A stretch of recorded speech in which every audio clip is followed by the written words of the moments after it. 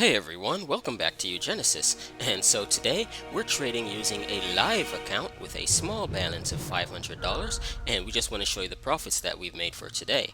And so we're trading on our Euro AUD chart on the 15-minute time frame, and we're using our uGenesys volume X indicator.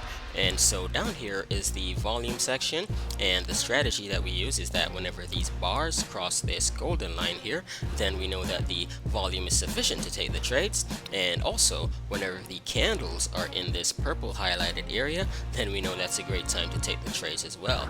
And additionally, we used our uGenesys market keys trade manager to take the trades and manage the trades for us. And so let me just show you the profits that we've made for today.